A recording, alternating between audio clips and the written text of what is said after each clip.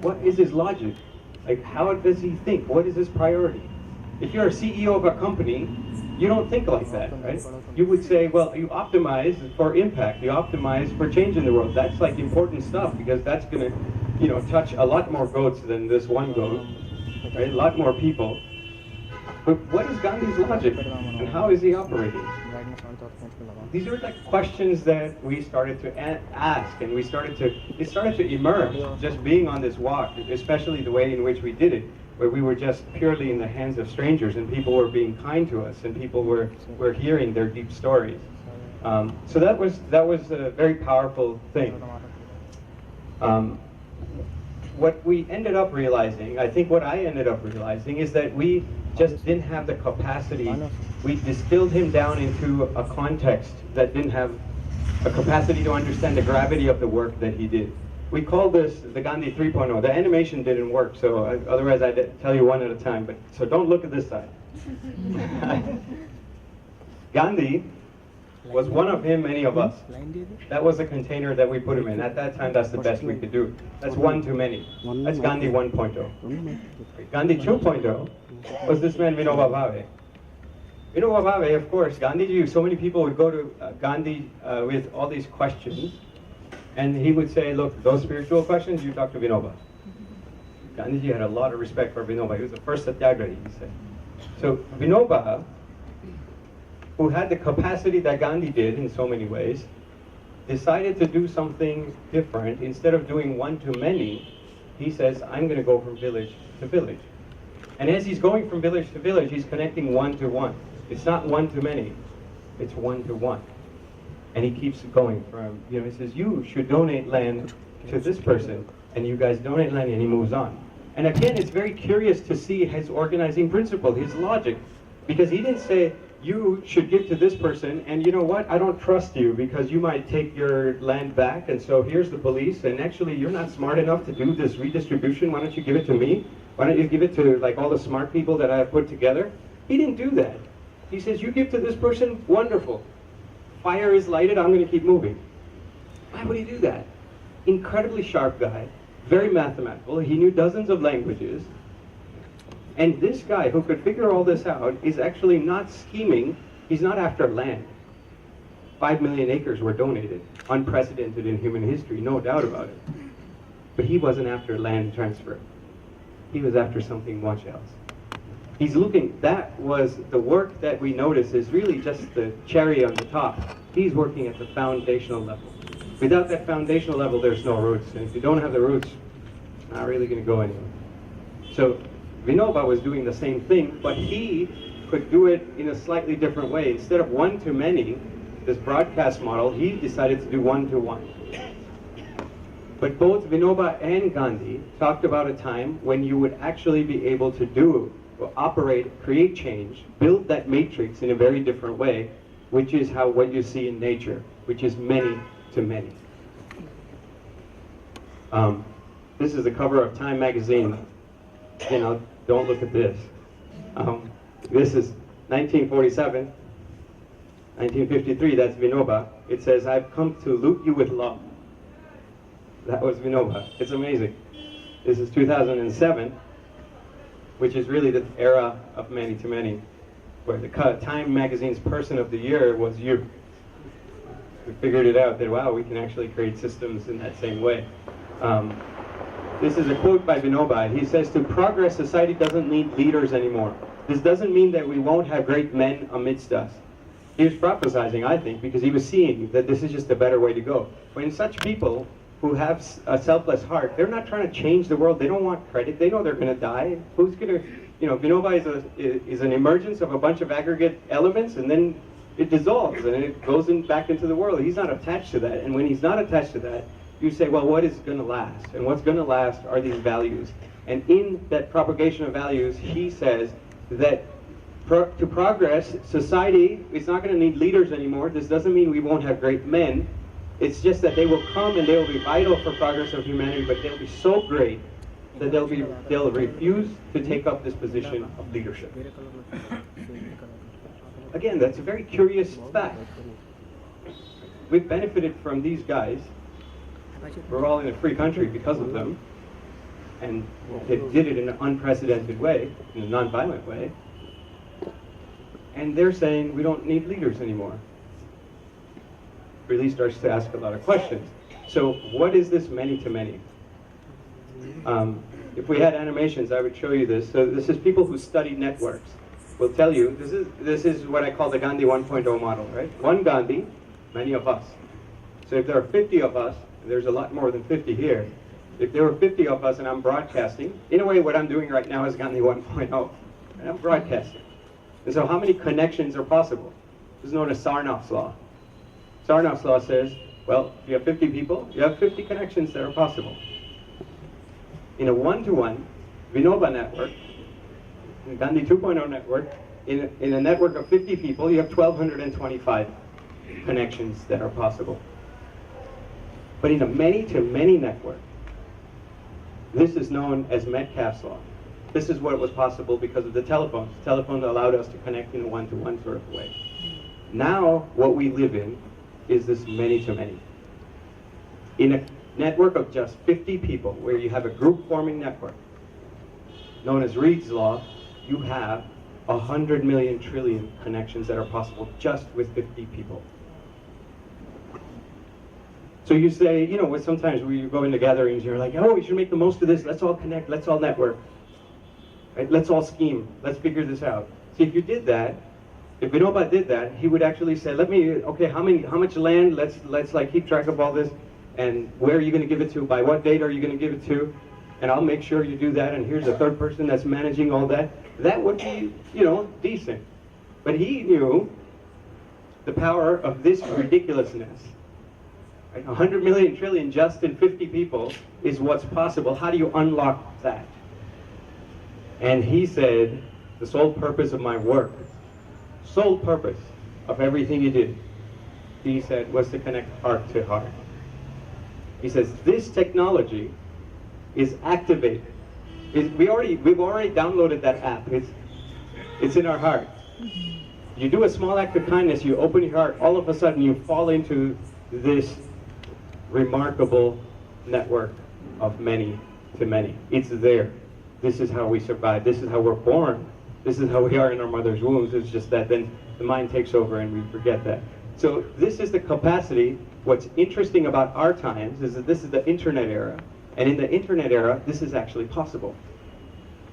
And that's a pretty phenomenal thing. Of course, this is not a new idea. I mean, it is a new idea, but relatively speaking, it's not a new idea. We have tried this. I have a slide later on this. We have tried this for profit. We have tried this for protest. This. Multi-trillion-dollar industries now around this. People have figured it out. Yeah, we can do, we can do many to many. But we haven't tried it for love. Why haven't we tried it for love? Again, that's an interesting question to hold. We ask a lot of these kinds of questions. Because if you look at society around us, we can do so many things, but there are so many things that just should be done, don't get done. And why is that? For example, you go to CNN.com, and what do you read? All bad news.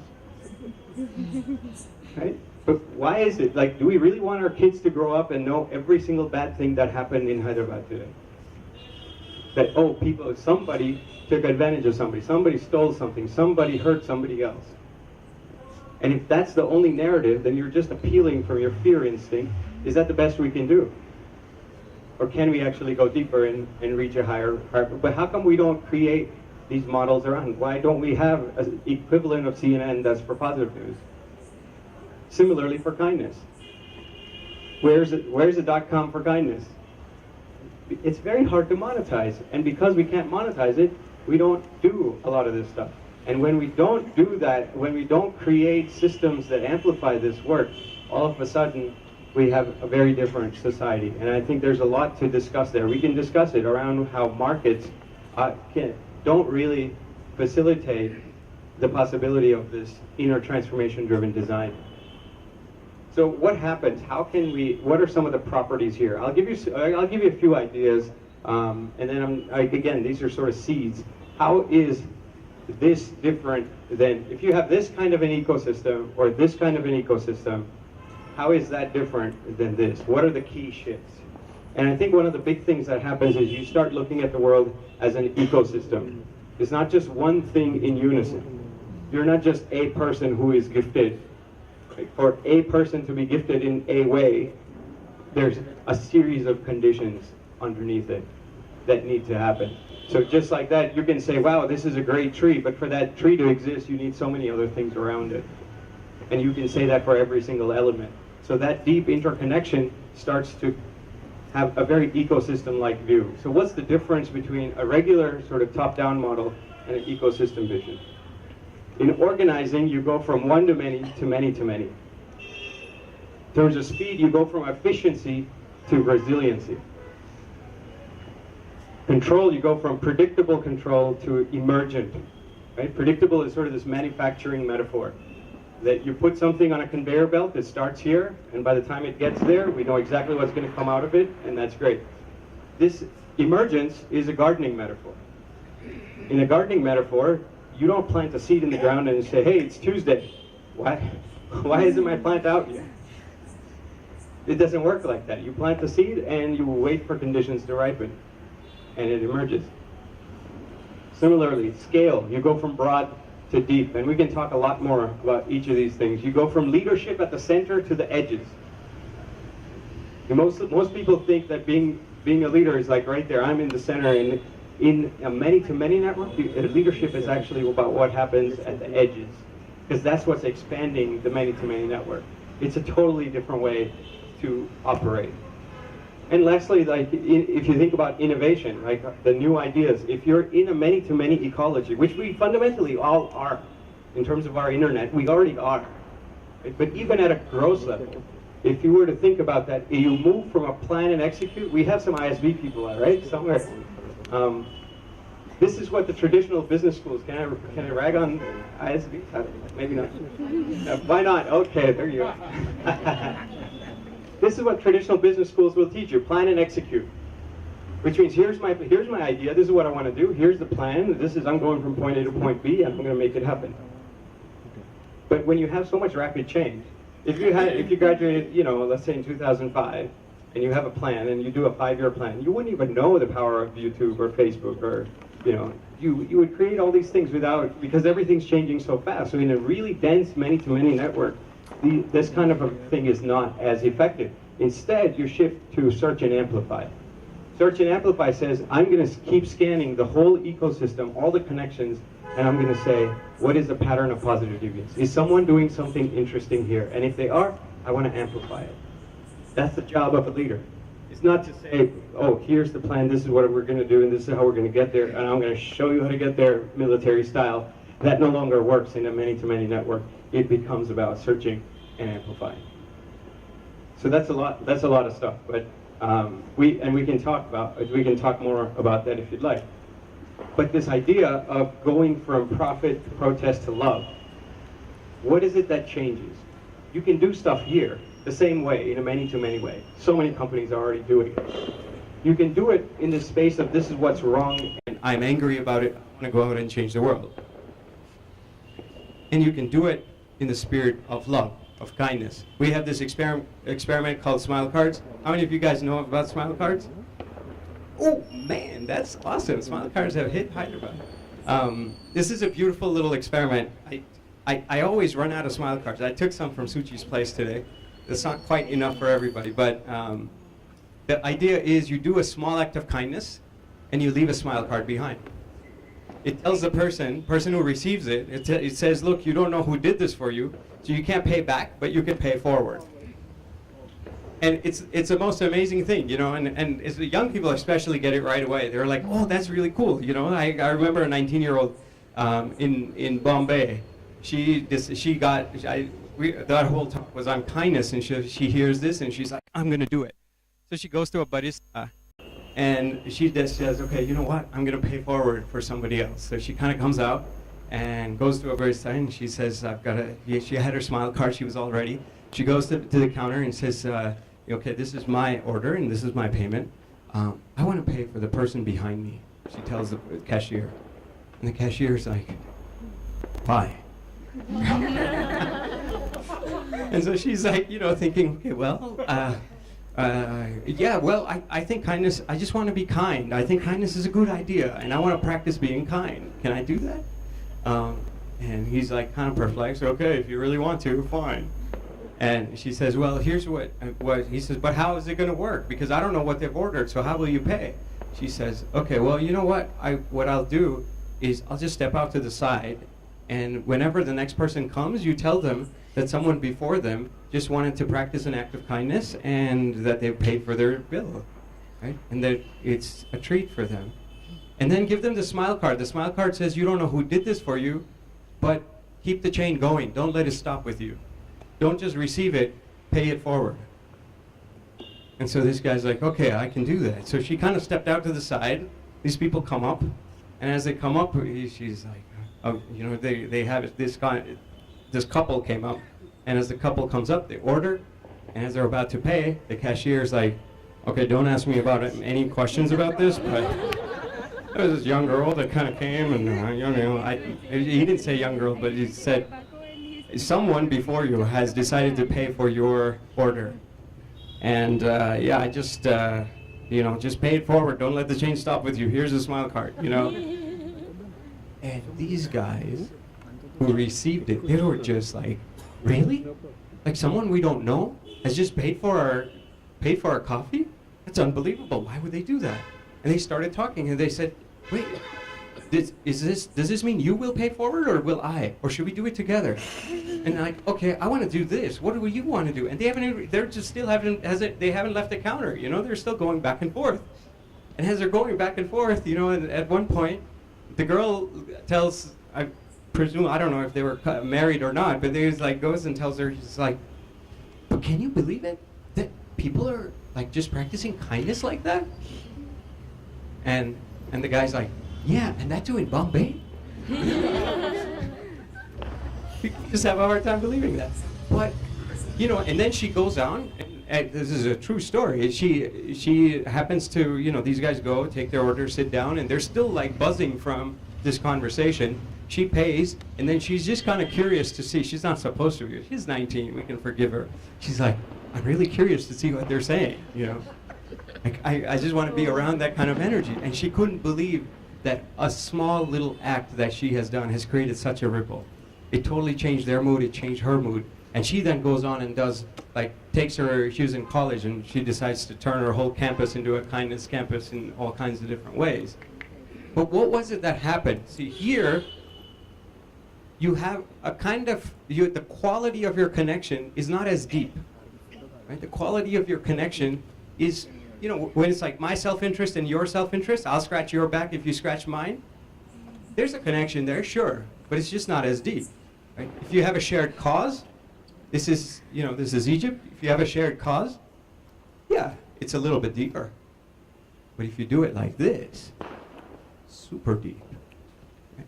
Even if you don't know the other person, so many times, I don't know if you've had this experience, I've met so many people that I just feel totally connected to, and I've just met them. Right? These deep bonds because you're in that space of love in you. So how can we activate such kind of a network using technology? Thoreau was onto something, right? He says we're in great haste to construct a magnetic telegraph. This is in the U.S. This is back in the 1800s, so, you know, Maine to Texas. But Maine and Texas, it maybe have nothing important to communicate. You build all these roads, and you say, yeah, you know, we can exchange, we can do all this stuff, but if it's like my self-interest and your self-interest, how important really is that? And we can create metrics and systems that say this is really important, but really, is it that important? Maybe it's not that important to communicate self-interest.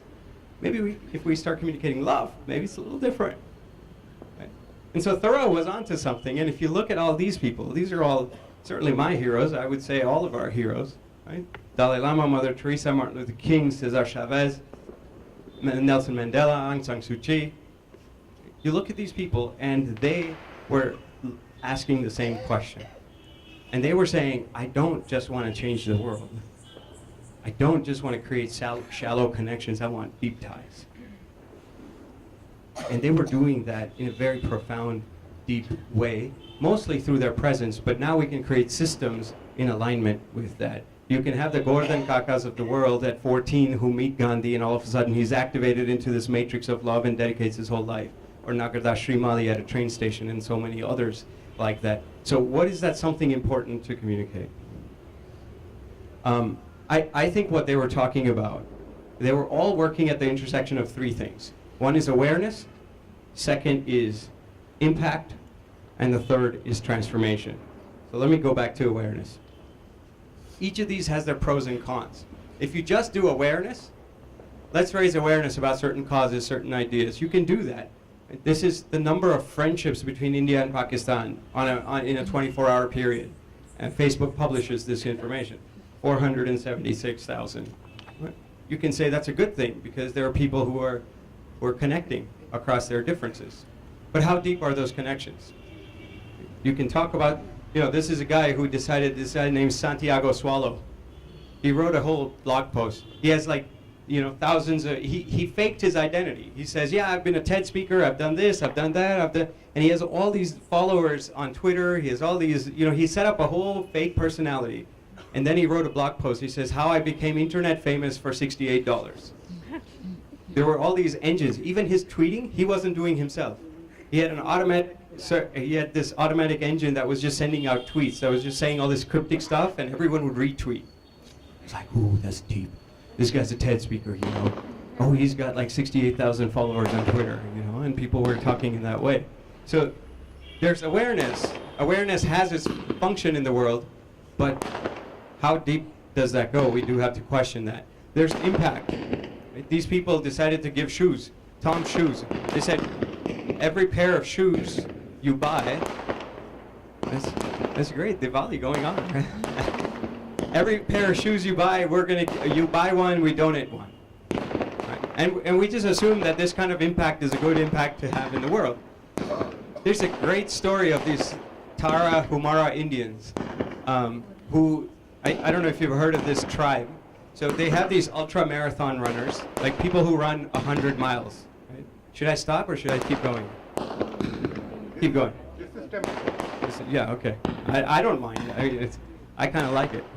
I get the best view of the firecrackers. You guys are all missing out. Yes. Yes.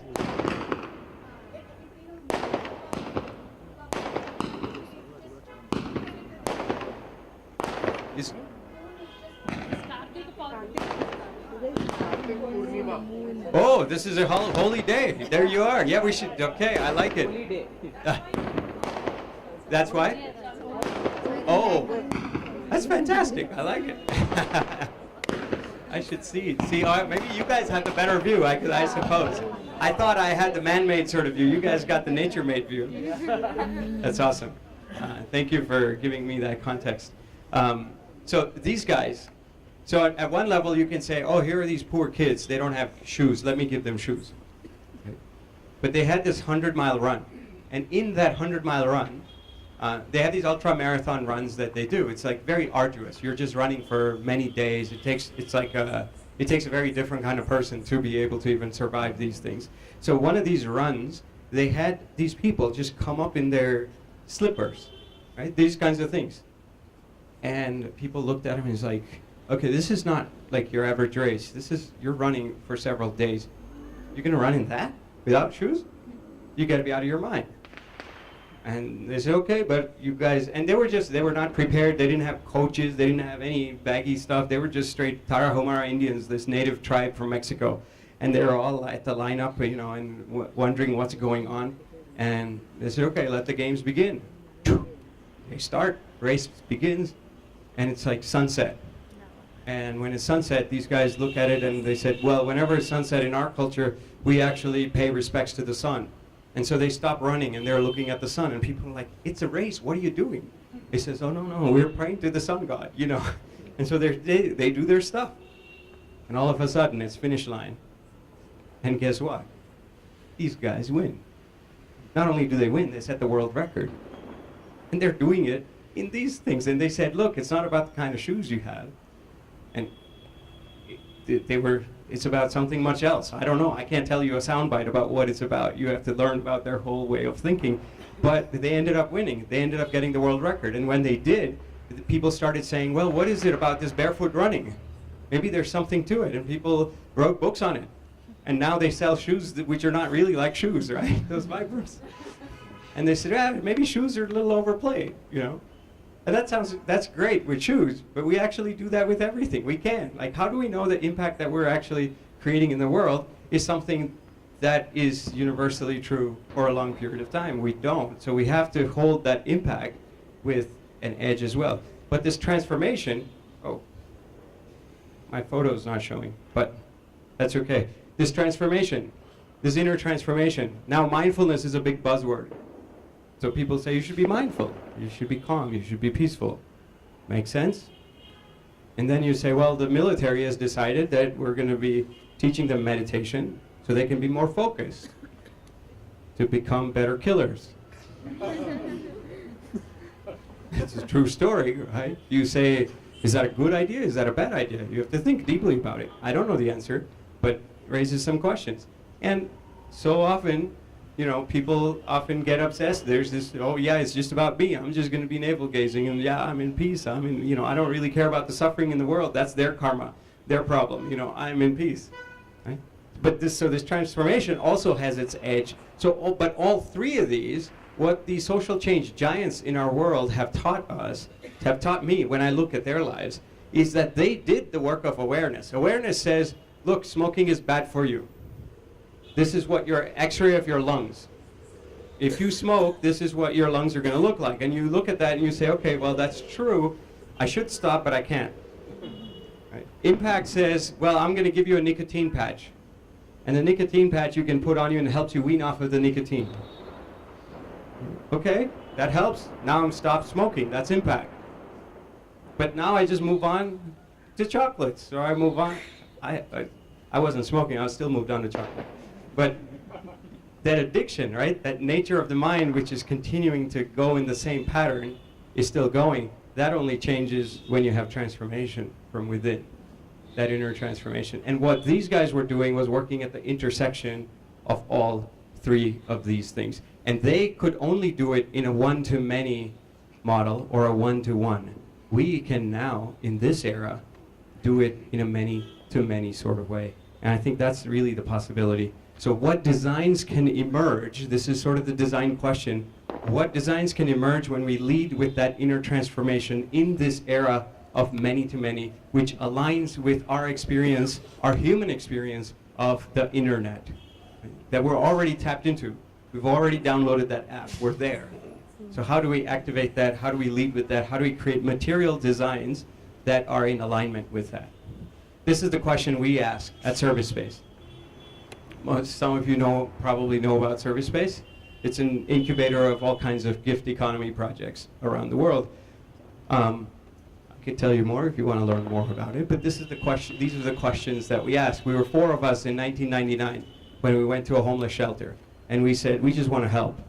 We didn't know how, and we said, we want to help. We said, you're doing great work with the homeless. We don't even know anything. We were in our early 20s. We said, we don't even know anything about it, but we just want to help. Will you take our help? They said, sure. We came back, and we ended up building them a website. But when we came back, when we finished, we were like, wow, that felt so good. It was amazing. Like, we actually went and thanked them. We said, thank you for the opportunity. Thank you for allowing us to give. We didn't want any brand names. We didn't want any credit. We didn't want anything. We were actually grateful that they gave us this chance to give. And then we went and told all our friends, hey, buddy, man, this is just like you recommend movies to other people, we were recommending generosity. We were like, this giving thing, you know, there's something to it. And it just feels amazing. You should try it. And people would try it. And we kept on doing it. From 4 to 40 to 400 to 4,000 to 40,000 to 400,000. People are like, wow. And along the way, we had an option to organize in a one-to-many way, which would be centralizing these resources. But we said, no, not quite. We could do it in a one-to-one sort of a way. But the capacity of the internet, this was in 1999 that we started, was to do it in a many-to-many sort of way. So we said, let's create a distributed, decentralized movement around this joy of giving. And that's what has emerged into a whole ecology of so many different projects. I'll just give you two of them. I want to tell you this because Suchi is holding a Awaken Circle tomorrow. This is, this is great. I'm putting my family up here. This is my mom and dad. 18 years ago. My mom, my friend, and I, we decided to meditate for an hour.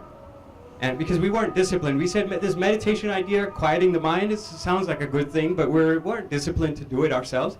We said, if you come, and I come, and you come, we'll help each other be disciplined. So, okay, every Wednesday, 7 p.m., let's meet, and we'll meditate. And then in the second hour, we'll do a little circle of sharing. Some aha moment from the week. What maybe I learned from your aha moment, you learned from mine, and who knows, maybe a new intelligence is born. And then my mom said, in the third hour, I have to feed you, Nipun, anyways, because her son at the time staying at home. She's like, I'll feed whoever else comes, it's okay.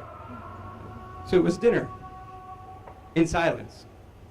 So that was just a simple thing. There was only one interesting tidbit about it, is that we left the door open instead of closed, so anybody wanted to come.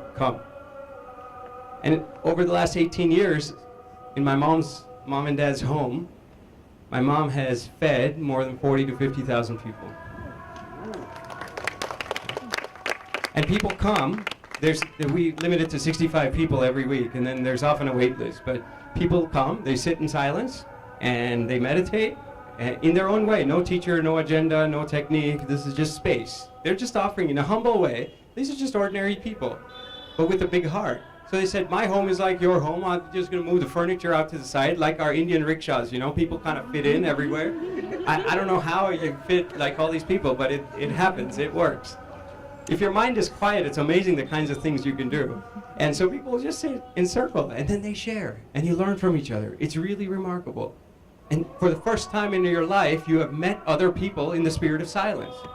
Not spirit of silence, in actual silence. How many people can you say, I first met you in silence? And how is that qualitatively different? It's remarkably different. I don't know if you have those friends. I have a lot of those friends because I meet a lot of them in silence. It changes the trajectory of your connection in a very dramatic way.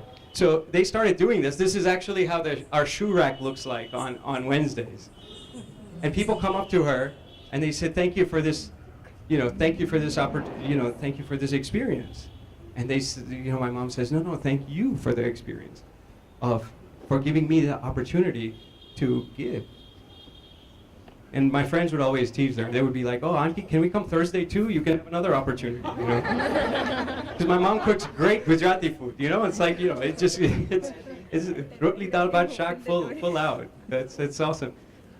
But if you actually were to see how my parents' lives have changed because of this, you would see that they're really, genuinely grateful. Their lives have completely changed because of doing this kind of work, because of hosting in this way. I could tell you story after story. Just recently, I'll tell you one story. Well, how are we doing on time? I guess it's all flexible. Yeah, go ahead. It's all, should I keep going? Should we do Q&A? Or, I have one or two more slides, and then we'll do Q&A. Q&A is always more fun. Okay, I'll tell you this story. Just happened a few months ago, I guess, by now. Less than a few months ago. But my mom was home. My dad was at a meditation retreat, of all things. And my mom was home alone for the first time for this long, for 30 days. And one of the days, she's inside, and all of a sudden she hears this, she's about to go to sleep, and she hears this thump, thump, thump.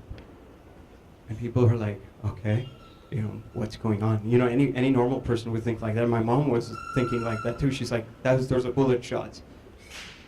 We've never had bullet shots here, but who knows, that kind of thing. She was really scared. She says, what do I do? First thing she did is she turned all the lights in the house on, just to let people know that there is somebody inside. Normal thing to do. Then she's processing. She hears thump, thump, thump. Still hearing it. Okay, how am I going to process this? She doesn't know. And then she kind of pauses for a second or two. And she says, she didn't think it consciously, but it happened to her unconsciously. She's saying, all these Wednesdays, every single Wednesday I've opened my door, anyone can walk in. And tens of thousands of people have walked in. And as they walk in, what are you saying? That this is your home. Anyone could have done anything on any of those days. They still can. We've had all kinds of wide-ranging people that have come into our home. There was a guy who came into our home, and he was in an awakened circle. He had killed somebody and spent 30 years in jail. There's a guy who created one of these major .com companies. There are billionaires who come and sit in the circle. It doesn't really matter in the circle what your biodata is, right? You just sit there. And so here is my mom hearing this thump, thump, thump. She's afraid, and then she says, what am I afraid of? There's a physical wall between me and the other person, but why am I creating an internal wall? And so she says, forget it, I'm gonna drop that internal wall. I can't tell you how amazing this is. Like my mom 20 years ago would not be the kind of person to do this. She actually says, I'm gonna go out and meet them. She opens the door and she actually starts walking out. This is amazing. I mean, as her son, I can tell you, this is amazing that my mom would do that. But what's even more amazing, so she goes out, right? And as she goes out, she sees 3 young kids. And what they were doing is they were throwing oranges at our window. I mean, it wasn't gunshots, they were oranges, you know, just a prank. My kids doing their thing. And my mom's like, oh, they're like my sons, you know? But those kids, of course, were like, oh, you know, they got scared. And they were like, oh, what's she gonna do? You know, they run. And my mom's response there is what blew me away. My mom not only goes out, not only sees them, but one thing is to let me go out and solve the situation. Hey kids, what are you doing? Get out of here. That would be, you could say, a fair response. But my mom's response was, hey, come over here, come over here. Those are oranges. I could use those oranges. I feed people. Can you give me some of your oranges? Like she is saying, she's not rebuking them for this action. She's actually holding out a hand of friendship. And it's all happening pretty spontaneously. But it can only happen spontaneously when you have served people and held people in that way in your home, practiced in a genuine way for so long. And that kind of a space, when you go in and people say, Auntie, Uncle, what's your strategy? You know, you could do so much. There are so many people. This is a many-to-many space. They're not the center of it. They're just on the side. Like you may not even notice them. It's just a circle. And in that many-to-many kind of a space, people will come and say, you could do so much. What's your grand plan? And my parents would be like, you know what our strategy is? It's to confuse you with gratitude. You leave that doorstep and you have a little bit more gratitude in the world, it's going to flow somewhere. And wherever it flows, that's our home too. They said we grew up with the idea of Vasudeva Kutumbakam. The whole world is my family. So it's okay. I'm not going to contain that. This is the 100 million trillion mindset. That I don't want to contain it. You don't have pockets big enough to contain it. Forget it. The whole world is your pocket. Just deposit it into the hearts of the world. Right? When you think in that way, it really becomes very powerful. Your design principles are totally different. So this was one example of something that happens in our own home. Here's a more structured sort of example. How many of you guys have heard of KarmaKitchen or Seva Cafe here? Yeah? Nice. So, yeah, many actually. KarmaKitchen is a restaurant where you walk in and your check reads 0. It's 0 because someone before you paid for your meal, and you get to pay forward for people after you, whatever you want. Most people, I'm not going to beat up on ISB, but right? If you talk to economists, they will say, that's crazy. You can't trust people to pay forward because people are just going to take. This is the basis of all economics, that people are A, rational, and B, they aim to maximize self-interest. So when you trust them to pay forward, how does that work? And we said, we don't know. We're just experimenting. Hey, we're a bunch of kids, you know, leave us alone. We're just going to try it. Let people come in, see what they do. We're just going to create a very strong context. And it's going to be volunteer run, and we're going to have a lot of love, and we'll see how people respond. Guess what?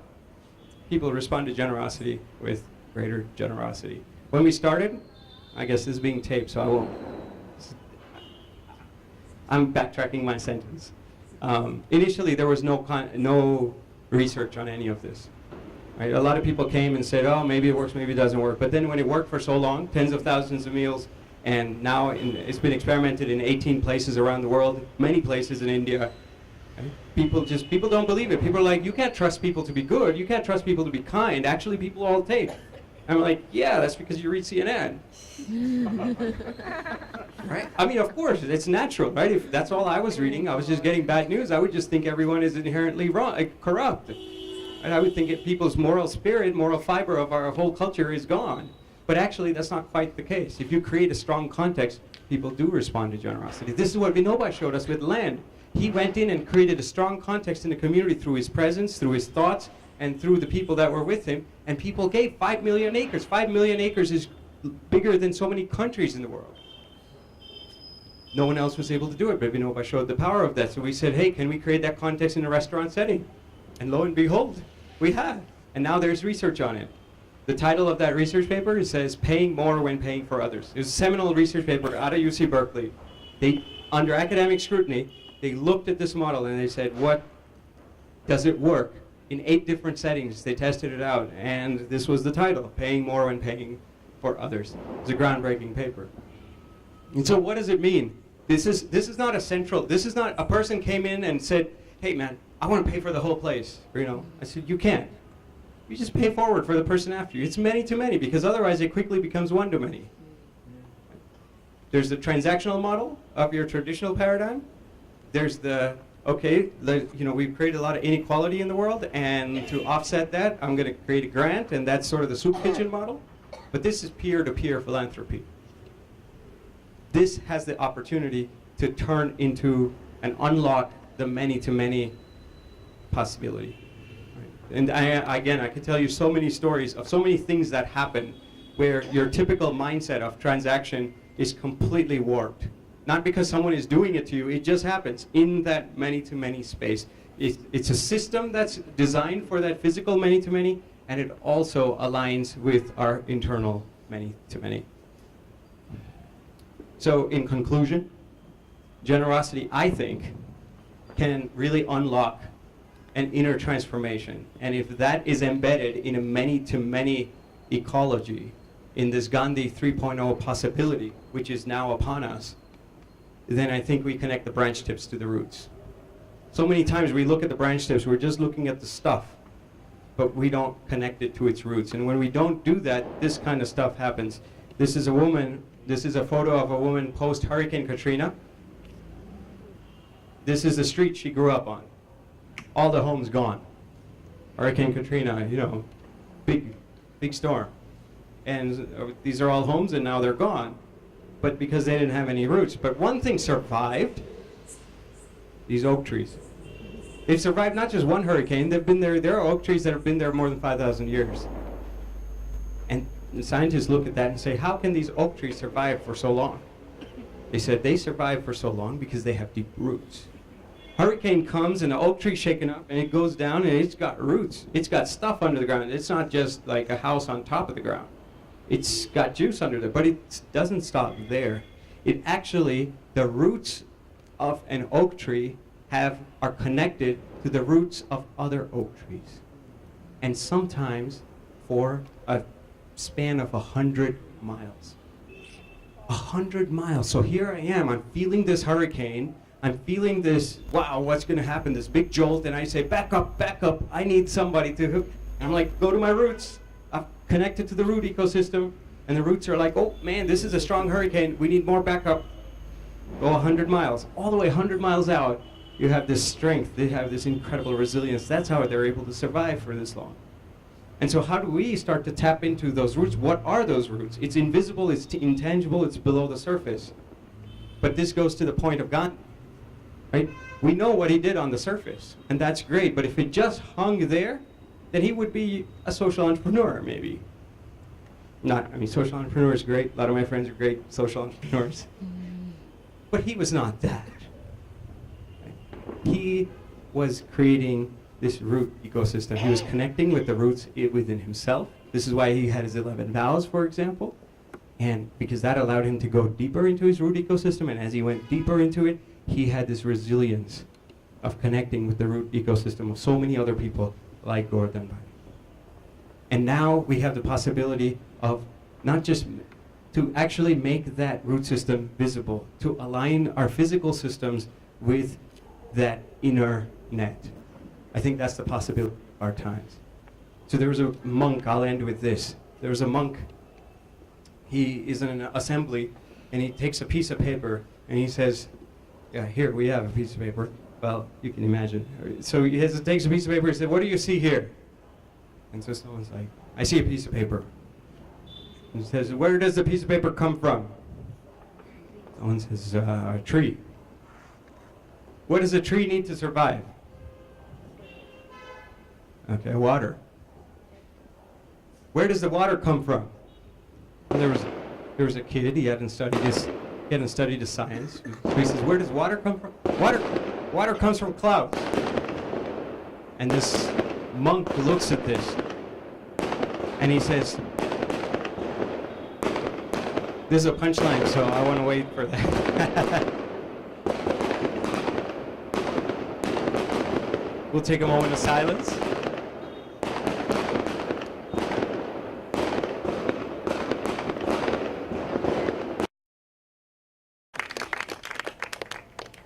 What a different and amazing talk. Nipun is all yours. It would be great to hear your questions, challenges, comments. And you know, in this many-to-many sort of way, I must have heard at least half a dozen people come up and say, oh, I'm connected to this in ServiceSpace and this in ServiceSpace, and I've seen this, and I get your weekly emails, and I've been part of this, and so it's a really beautiful thing. I want you to share that mugging of the one in the New York Sun. Ooh, there are lights. Oh. Aha, you can see me. You know, because that's the one-to-many connect. You said it on the TED Talk, but it has a rippling effect. You can share it with all Yeah, others. this was actually an amazing story. There was a guy named, so the theme, I suppose, the key insight is the power of generosity in some sense. We underestimate the power of generosity. So this one guy was going home to work, and as he's going home to work, he gets off a station early to get some food. And he gets off the train, and right as he gets off, someone comes up to him and he's like, takes out a knife and says, give me all your money. And so this guy's like, okay, you got the knife. Here's my wallet. Take all the money. And this guy's like, great. He takes the money, he's about to go. And the guy who just got robbed, Julio, his name is Julio. Julio looks at him and he says, Julio, he says, hey buddy, it's a little cold. Do you want my jacket too? And this guy is like totally confused because they don't teach you this in robbery school, right? I mean, it's you go to rob and this guy wants to give you more. So he kind of turns around, looks at him, and he's like, okay, yeah, actually it is a little cold. No, not a bad idea. I'll take your jacket, sure. He kind of comes back and he's ready to take the jacket. As he comes back, he looks at him, Julio. Now the energy is totally different, right? Because he's not stealing it. Now Julio is gifting it to him. So they have this connection. And as they have this connection, Julio says, hey, by the way, I'm about to go to dinner. This is what I do every day. Do you want to join? Again, not a thing you learn in robbery school, right? It's like, well, do I really go? I mean, he has his wallet, he's got the jacket, he's looking pretty comfortable. Food would be nice too, right? It's like, okay, sure, he goes. And as they go, they start to chat. As they go to the restaurant, Julio goes to this restaurant very often, and so he knows all the staff, and so he's nice to everybody, and this kid is saying, hey man, how come you're so nice to everybody? This guy's like, hey, that's how my mama raised me. You know? And so they had this conversation and they're talking back and forth. And it's time for the check. And when the check comes, it's the most amazing thing. It's like Julio's like, hey buddy, I would treat you, but you have my wallet. So the kid takes out the wallet and hands it to him. Not only does he hand it to him, Julio then says, hey, can I ask you for one more thing? Can you give me your knife? And he gives him back the knife. See, this kind of change in that person's heart is not going to happen through the private sector. It's not going to happen through CSR. It's not going to happen through an NGO. Right? You can't have a bunch of Julios and say, I'm going to train you to be a Julio, and now you go looking for those people, and as you look for them, now you're going to like transform them, and I'm here to transform you in this moment. It doesn't happen like that. It takes the voluntary sector. It takes the civic sector. It takes all of us to tap into that space and be tuned in to search and amplify instead of this plan and execute idea. Right? That's what Julio did, and that's the invitation. And I think we can all, I think we shouldn't underestimate that power. Yes? Awareness, impact, and transformation. Oh, you get a mic too. Use the mic. Yeah, blast off. So my question is, the transformation part, which is the last link, or probably the most important link, Yeah. is entirely an act of grace, right? Like you just said, it's not that you can go and Yeah. will it or plan it or execute. Yeah. So where, what is it? Is it that you suddenly, it inspired you, inspired others? What is, how does Yeah, that? that's a good question, because if it's unplanned, what can you do? In a way, they ask, scientists study this question a lot. They said, how can you teach kids to be compassionate? They said, you actually can't teach kids to be compassionate. This is, in summary, if you look at all the research, they said you can't teach kids to be compassionate. What you can do is create context for compassion to arise naturally within the kid. For compassion to arise naturally within the kids, so you have to create that context. You can create supportive context. But Gandhi gives us an amazing clue. Gandhi said, this is a quote, this is not a Gandhi quote, but he said something to this effect, which his grandson summarized, but he gets credit for this quote that everyone knows, right? You must be the change you wish to see in the world. What he didn't say is you must talk the change you wish to see in the world, like I'm doing right now. Or you must create the change, you must impact, he didn't talk about any of those things. He says you must be the change you wish to see in the world, not strategize the change. Right? Why would he say be the change? Because he knew that you can't create transformation in other people. You can hold space in yourself to create that transformation in you. And when you do that, by the virtue of your connection to other people, you facilitate other people in creating their own transformation. You can't predict it. It's not a manufacturing plant, but it's this gardening metaphor where it does emerge on its own, on the inside. And this is why your personal practices are so critically important. This is why, for me, whenever people come and say, yeah, I want to change the world, what do you suggest? These people who have done big things in some sector, and they come and say, I want to leave a legacy. I had a guy like that. I met with a guy like that, and he says, he had done some significant things in the traditional sort of private sector. And he says, now I want to do something to change the world. What should I do? And we were talking, and I said, really what you should do is you should pay toll for the car behind you. He was from Texas, and in Texas, there's a lot of toll booths. And so I said, pay toll for the person behind you every single time you pass through. And he had enough money to do that for generations, So just do that. This is not, it's like 50, 60 cents. You pay toll for the car behind you. He's like, oh, that's a good idea. Okay, I'll do that. And then he says, okay, but tell me, what should I really do to impact the world? Because we don't believe, we look at this idea, we look at it and it's like, oh, it's small, it's peanuts. Be the change. Yeah, well, I could do that on Saturday. I don't really need to do that. But Gandhi said, you must be the change you wish to see. He was so deeply steeped into his personal practices. There's no off switch. This is like who you are, who you become. And that's the greatest way in which you can ripple change into the world. Even if you look at things like Dandi March. The Dandi March changed the history, you can say, of humanity. Maybe that's an exaggeration, but I don't think so. Because it set an incredible precedent. Right? So here's this Dandi March. The chief architect of the Dandi March was a guy named Gandhi. We know that.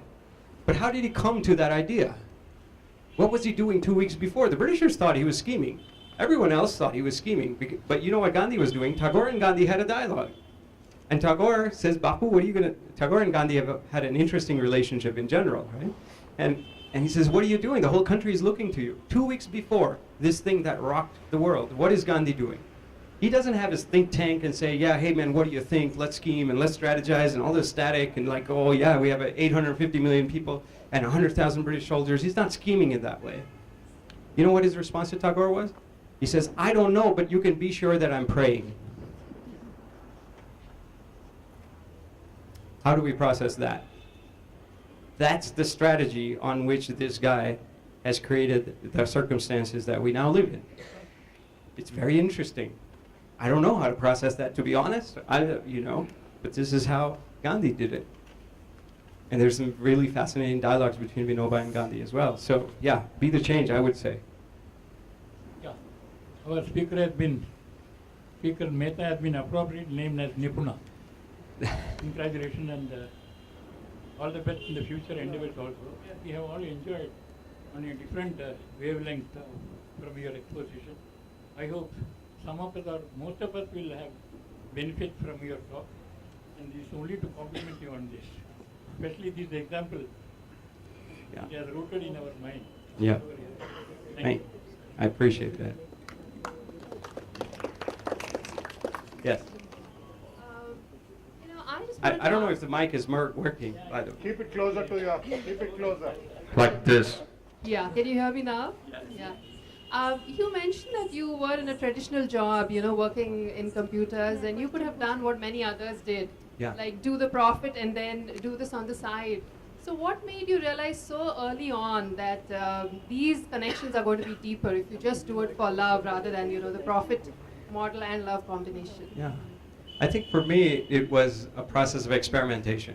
I tried it. I kind of had that science sort of mind, like go out, figure it out, experiment. And so I did.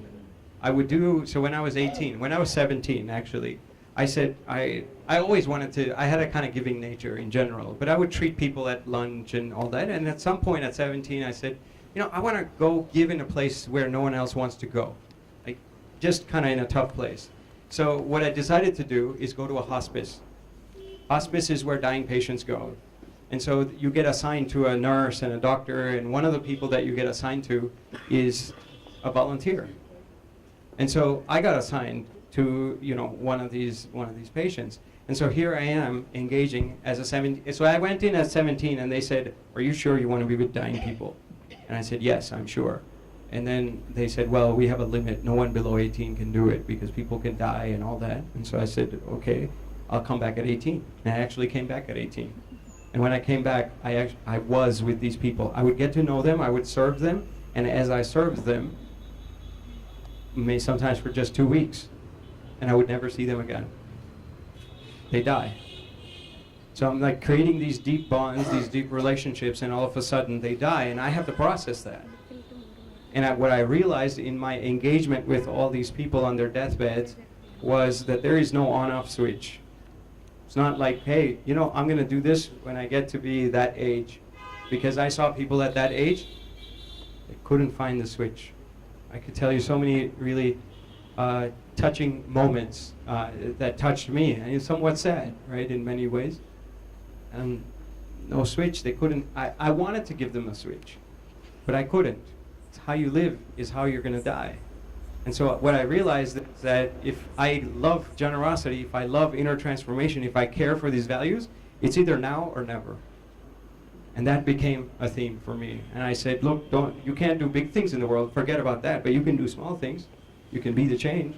So I started to do small things. And then small things ended up I wanted to do it like that kid. I wanted to do it again, and I wanted to do it again. And I kept doing it. And then it's become a way of life. It's become a way of being, even. Thank you. You guys are generous with your claps. I have a slightly different kind of a question. Of course, I have been working with very poor people in this country because of my also school education. Yeah. I was educated in Shantiniketan, and you were talking about this generosity can't be taught. I think in Shantiniketan those days they used to teach generosity. Was possible. We have forgotten those methodologies, but anyway, Yeah. I don't want to talk about that. So thereafter, I have always been working with very poor people across the country. Yeah. Can they afford to become generous? The question is, I think the generosity is very high amongst most of them. But the systems are so designed that they are often pushed out of that situation. Yeah.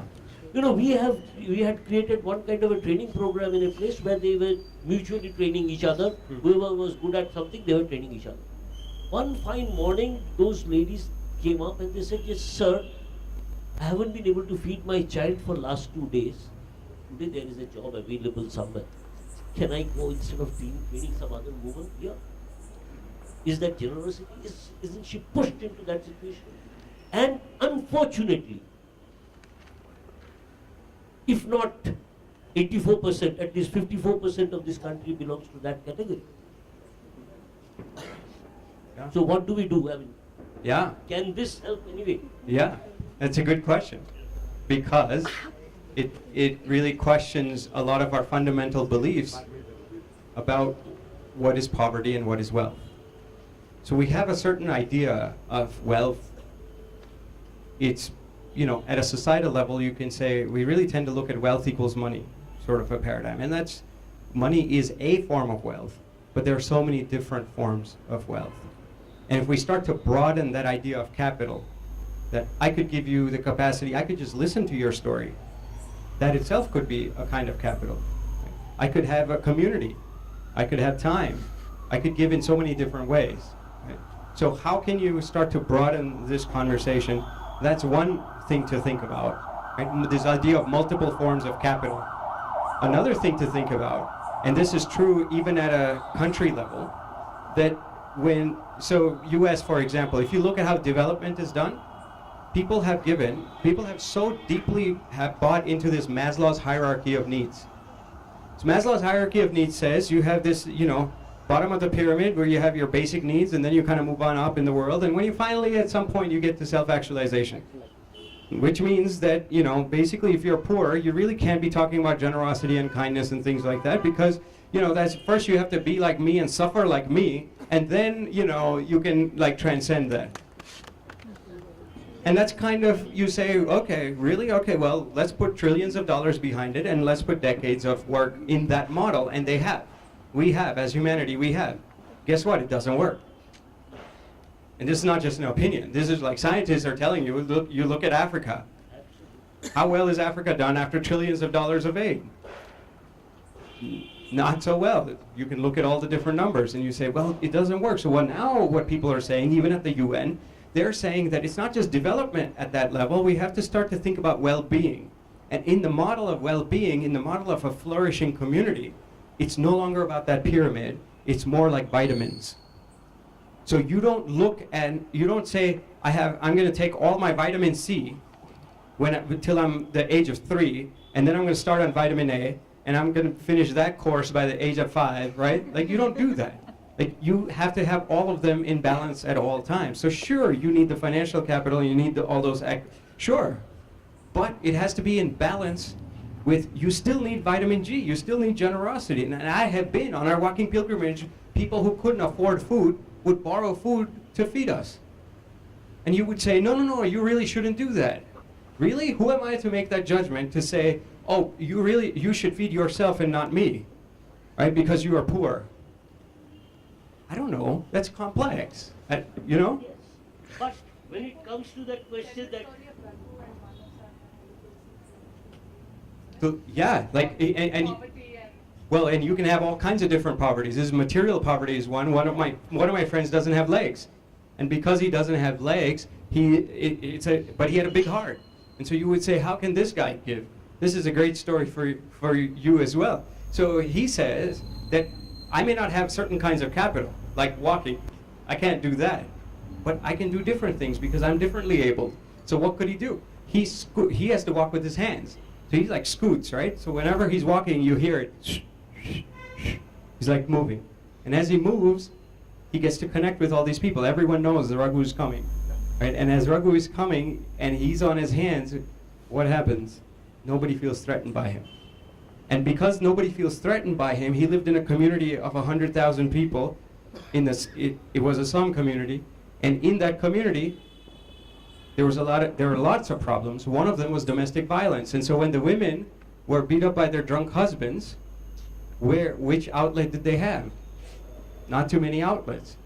But there was this guy who would come. And when he would come, they would pour their hearts out to him. And when he would pour their hearts out, Raghu said, I want to give to them. How can I give to them? He gave them with their attention. He loved to sing. He would sing. And he also, I have some, not on this slide, some remarkable photos. He would give them a tulsi plant. And so now I have this young tulsi plant, and I have to take care of it. And as you take care of it, you grow in empathy, and the family also starts to come together. And every 2 weeks, like Raghu would come, how's the tulsi plant doing? But really he's saying, how are you doing? Right? And he started to create this. In the span of 2 years, Raghu gave out more than 900 plants, which tells you the state of violence in that community also, but it tells you how big of a heart Raghu had. Again, this is not the kind of thing that if you are abled with legs, you don't have the kind of capital that Raghu had. Raghu had a very unique capital, and he figured out a very unique way to give. Everyone can give. Everyone can be great at giving, and I think we just can't pigeonhole people in because they don't have a particular kind of resource. I think it's a test of our creativity to say, how can I manifest giving no matter what the circumstance? And I think we can do that. Yeah. Those are long stories. There's endless stories. Go ahead. This side, sir. Yeah. Actually, I have some point. Actually, we have a lot of Hyderabad, Kanke, and across the world, you have almost most of the major cities have 10K runs and so many things. Can't we imagine, can't we pull our resources to make at least one city in the world one day hunger free? Can't we imagine, or can't we create some kind of a mechanism or whatever? Can't we make one city at least one day hunger free, at least in India? We have resources. We cost in Hyderabad. We have checked 6-7 years back. It was around 1.5 lakh people per day who are going hungry night. Yeah. It takes around 15 to 20 lakhs to feed at least one day.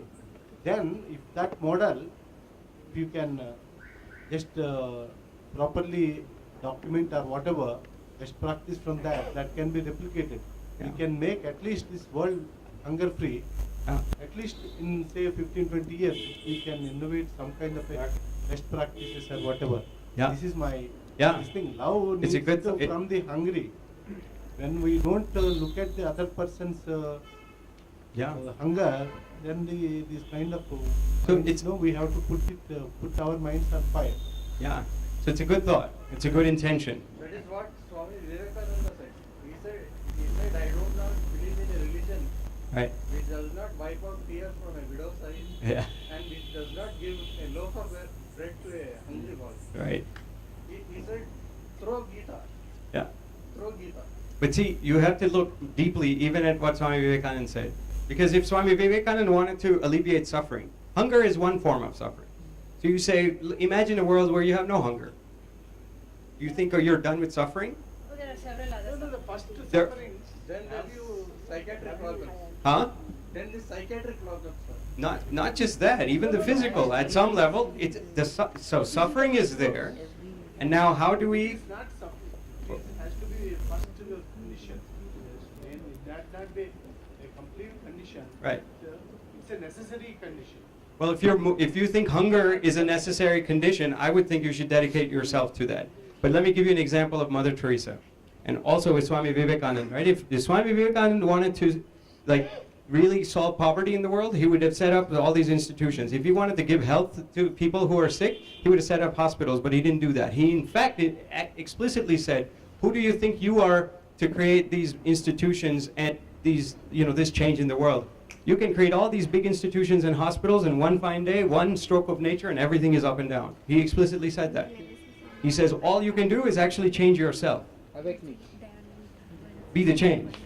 He's talking about the same thing. So he also has a big heart, right? Swami Vivekananda also wants to alleviate suffering, but his strategy is very different. So the example I would give you is of Mother Teresa.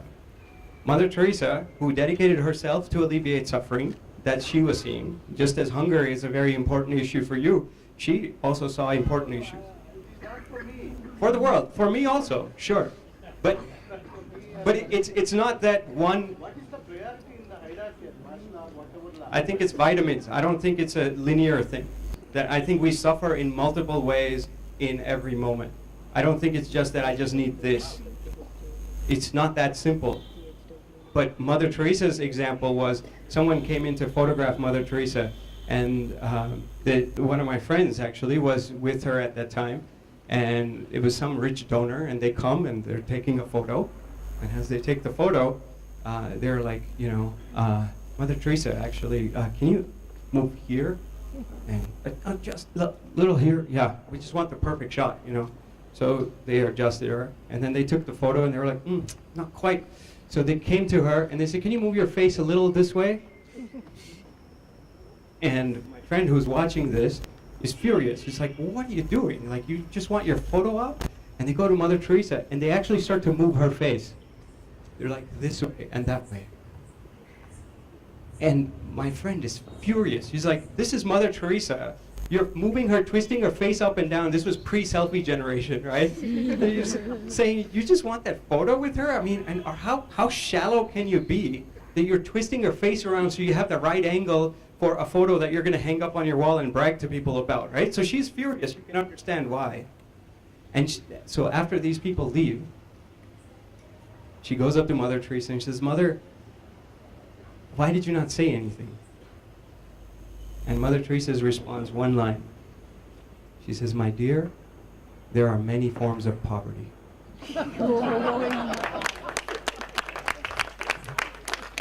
She looked at this rich person with the same compassion that she would look at the child that was left at her doorstep, and she says, this person is twisting my face around because they want to hang my photo up with the right angle, and that's a kind of poverty, and I will be compassionate to your poverty. Go ahead, twist my face as you want.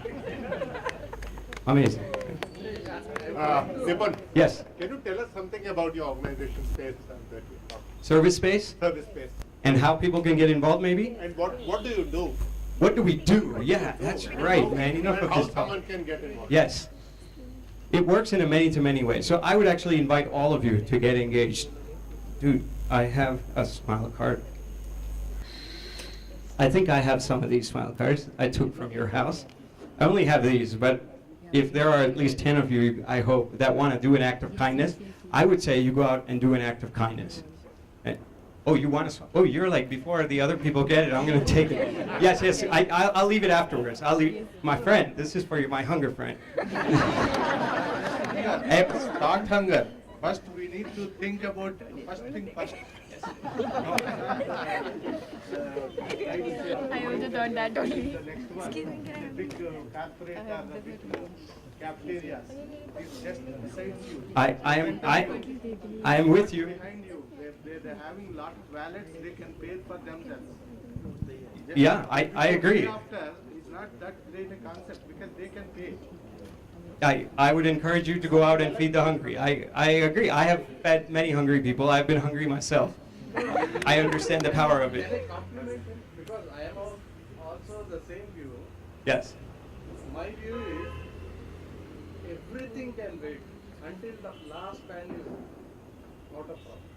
Out of poverty? No. Out of Out hunger. of hunger. Yeah. Out of hunger. So, like, do you know that? Everything can wait. Suppose 2 years back, Yeah. Modi said I will build a statue of Sardar Patel. Right. And in the first budget, Jaitley sanctioned 100 crores. I wrote to PMO saying that this statue can wait until the last man in India is out of hunger. So, if you think deeply about hunger, I would encourage you to look at the statistics. So, do you know, actually, in the world, we now. Statistics are lies, sir. No. Listen one at a time here. But statistics-wise, it used to be 20 years ago that humanity didn't produce enough food to feed everybody. So we had a competition. Now, we feed more than enough food for no one to go hungry. And yet there is hunger in the world.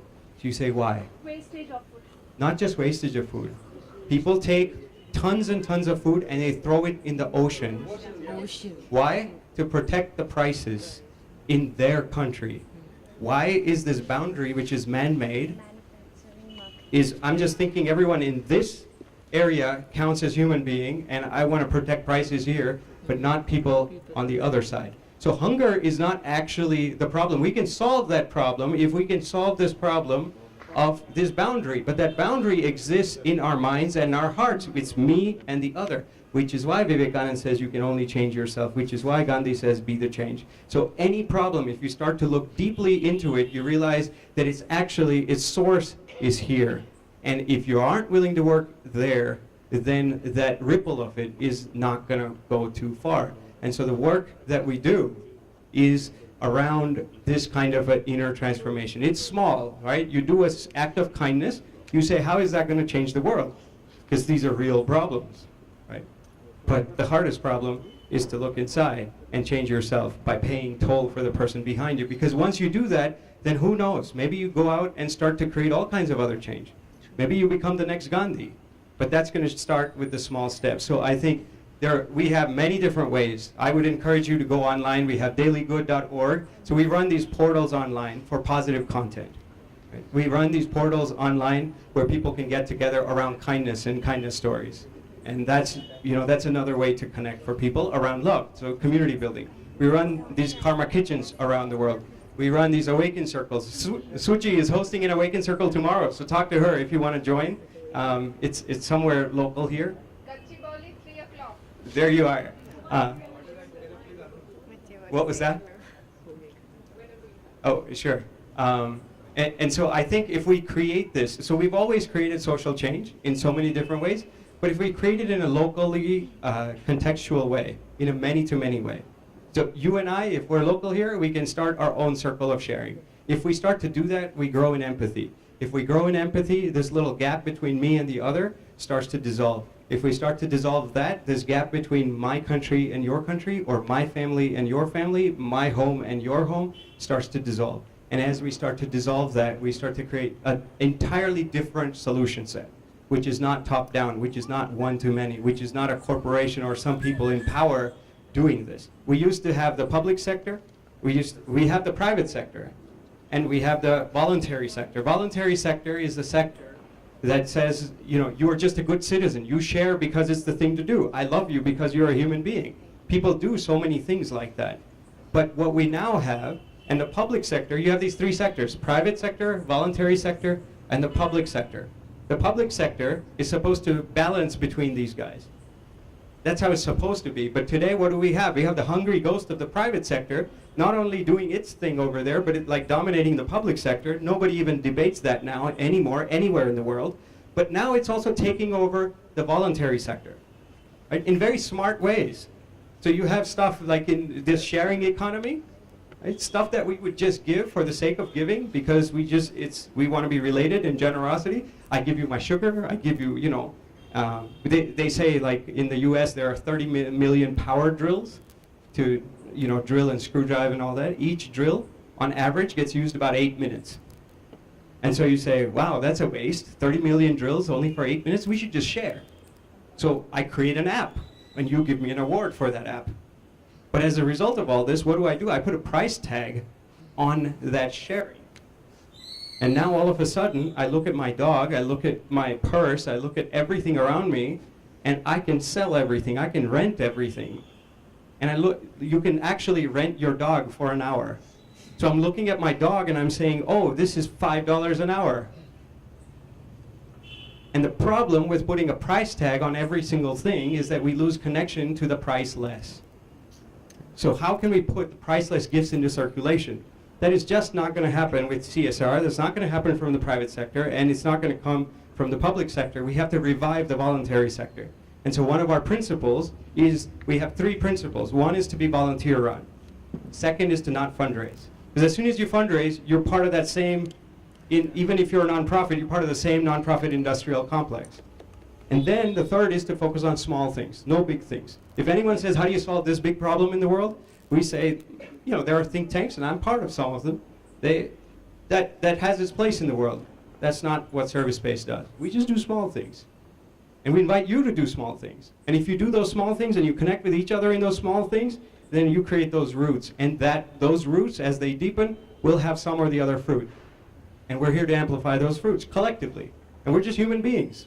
No, really, there's no agenda because there's no money. There's none of that, you know, that stickiness. On principle, people have offered us, I won't say names, you know, people have offered us in major institutions, say, this is great, you should scale it up. Here's $1 million. And we said, we'd love for you to volunteer. Let's leave the money outside. Because with the money comes their own theory of change. And that theory of change is certainly not revolutionary. It just keeps the same paradigm going. So if you want to think out of the box, we have to think out of the market. And that's the kind of thing that we do. I have a question. Yes. Do you think that we should mandate philanthropy and law of inheritance should be stricter? I'm just giving a loose example. If Bill Gates has some $60 billion or whatever it's worth, and his stated objective is that 59 of them will go to philanthropy, yeah, and only $1 billion goes to his sons. Yeah. It's not a small number. Yeah. Do you think that this must be made mandated across the globe? By law. By yeah, which that we don't inherit much to our children, except minimum, and that will encourage philanthropy. Yeah, I mean, I think the larger question is not just around philanthropy. I think, should we use law to coerce people into generosity? And I think you can, and it will have some marginal effect. But I would use the Vinoba example. I would use the Vinoba strategy. He says, forget about law. I'm going to touch you in your heart, and you're going to want to do it. But if you look at those big people and say, how can I touch those big people? Well, the problem is you have the big, and because you have the big, you have the small. So you can't go out. That seems